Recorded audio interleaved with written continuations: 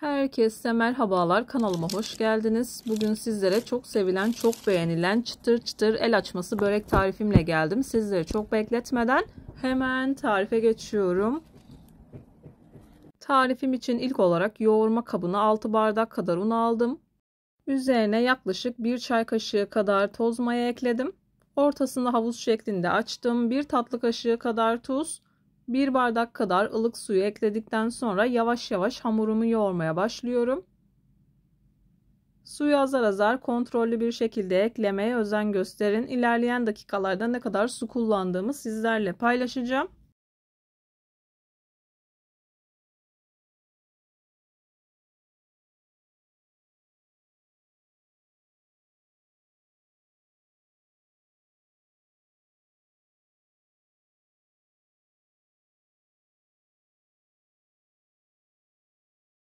Suyu azar azar ekleyerek hamurumu toparladım. Bu hamur için toplamda 2,5 bardak kadar su kullandım. Kullandığım bardak ölçüsü klasik 200 milimlik bardak ölçüsüdür. Hamuru bir süre yoğurma kabında yoğurup toparladıktan sonra masaya alıyorum. Masaya aldıktan sonra özlü bir hal alıncaya kadar yaklaşık 4-5 dakika kadar hamurumu yoğuruyorum.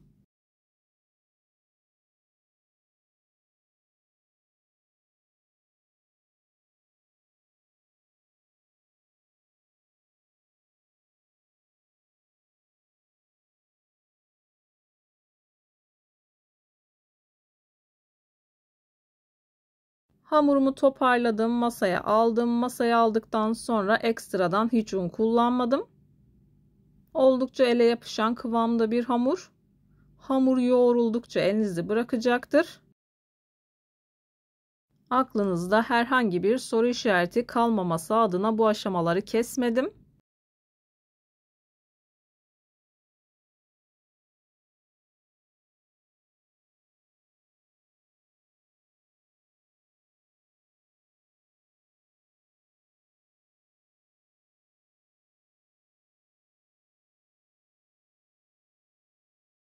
Ben hamurumu yoğurmaya devam ederken buraya kadar gelmiş olan siz değerli takipçilerimden her zaman olduğu gibi ricam yoruma kalp olur, emoji olur veya tarifim hakkında farklı bir fikriniz varsa bunu da benimle paylaşabilirsiniz. Ayrıca videolarımı sevdiğiniz kişilerle de paylaşarak bana bu şekilde destek olabilirsiniz.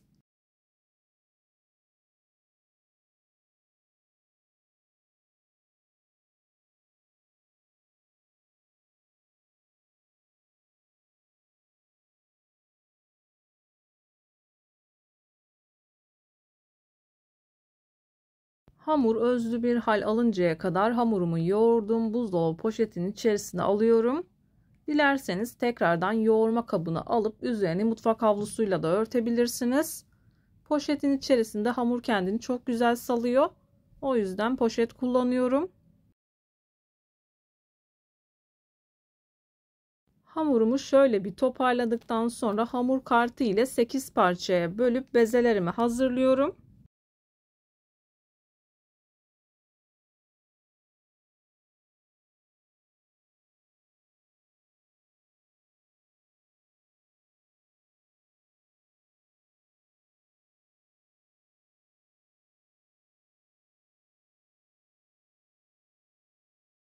Bezeleri hazırladıktan sonra bir 5 dakika kadar dinlendirip merdane yardımı ile pasta tabağı büyüklüğünde açıyorum.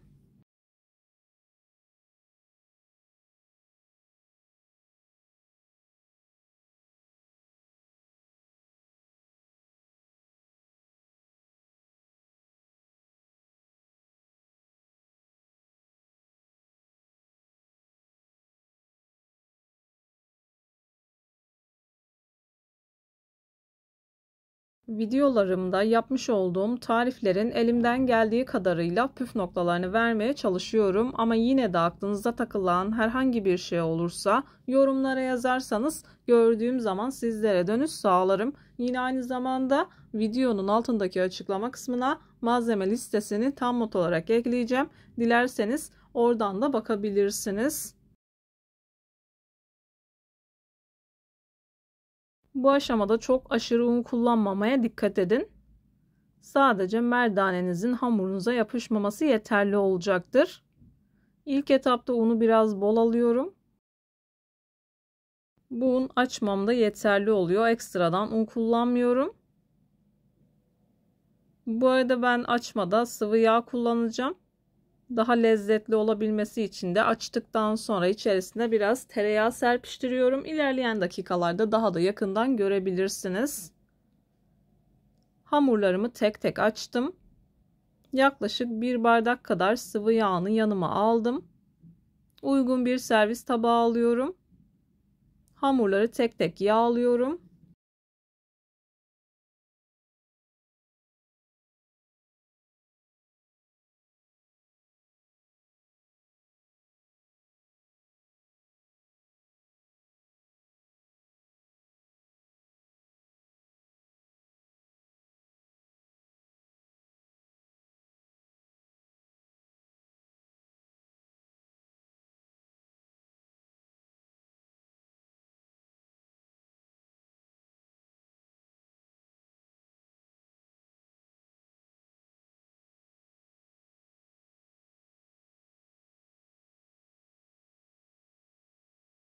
Hamurları yağladıktan sonra tam olarak 1 saat kadar dinlendiriyorum. Eğer vaktiniz varsa 1,5 saat kadar da dinlendirebilirsiniz.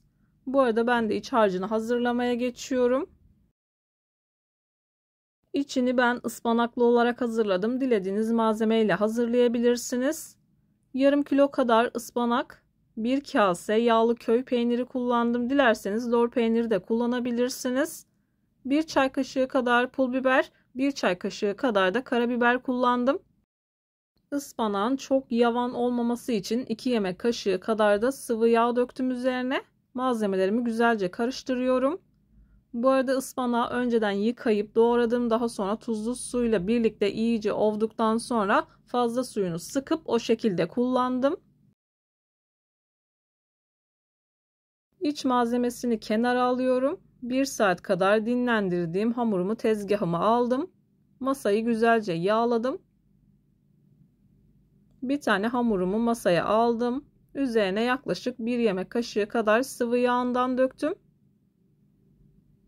Yavaş yavaş büyüterek açıyorum. Kullandığınız unun böreklik ve baklavalık olmasına dikkat edin. Ufak tefek yırtılmalar olabilir. Hiç önemli değil. Zaten rulo şeklinde sardığım için o yırtıklar da kapanacaktır. Ama gördüğünüz gibi çok güzel bir şekilde açılıyor.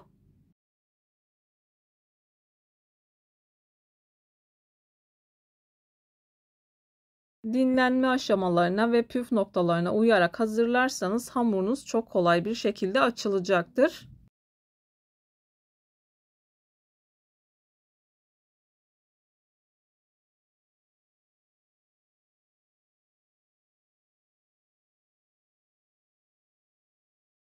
Bir tane bezeden 2 adet börek elde ediyorum.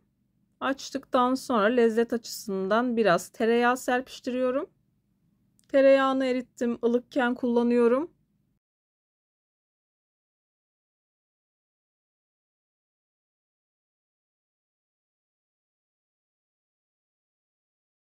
Hamuru katlıyorum. Kenar kısımlarını isterseniz çıkartabilirsiniz veya inceltebilirsiniz. İnceltebildiğiniz kadar inceltin. Rulet yardımıyla ortadan ikiye kesiyorum. İç malzemesini bol bol kullanıyorum. İsterseniz bu şekilde yapabilirsiniz veya kalın olan kısımlarını çıkartabilirsiniz.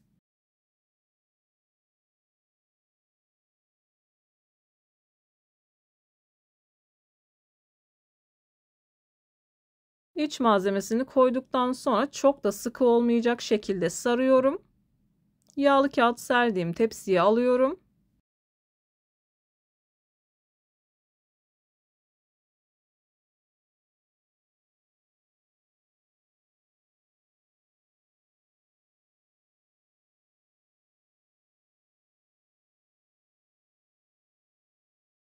Bütün böreklerimi aynı şekilde hazırlıyorum.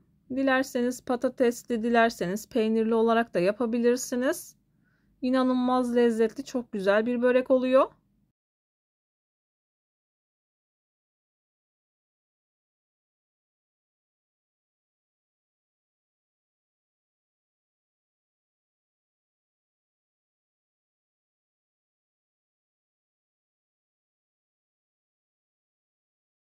Bir tanesinin üzerine de bu şekilde tereyağı döküp açıyorum.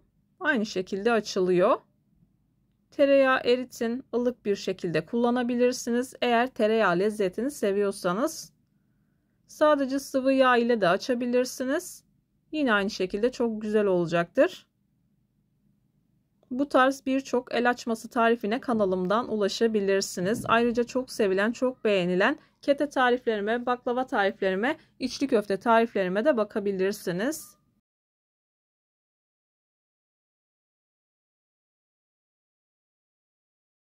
Tariflerimi gönül rahatlığı ile deneyebilirsiniz. Beğenmediğim, defalarca kez uygulamadığım hiçbir tarifi kanalımda yayınlamıyorum.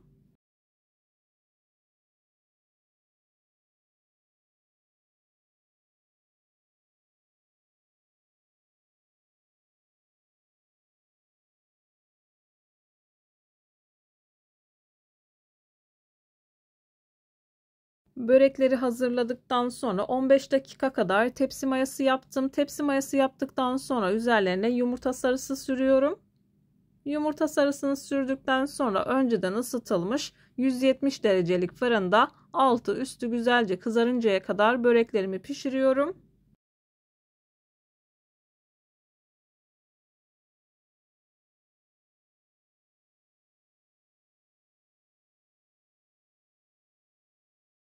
Böreklerim fırından çıktı. Muhteşem bir şekilde kabardılar. Çıtır çıtır çok lezzetli oldular. Sizler böreğin güzelliğini izlerken bu arada ben de videonun sonuna gelmek üzereyim. Sizlere veda edeyim. Videomu beğendiyseniz beğenmeyi, kanalıma hala abone değilseniz kanalıma abone olmayı, videomu sevdiğiniz arkadaşlarınızla paylaşmayı lütfen unutmayın. Kendinize ve sevdiklerinize çok iyi bakın. Başka bir tarifte, başka bir lezzette görüşmek üzere. Hoşça kalın. Allah'a emanet olun.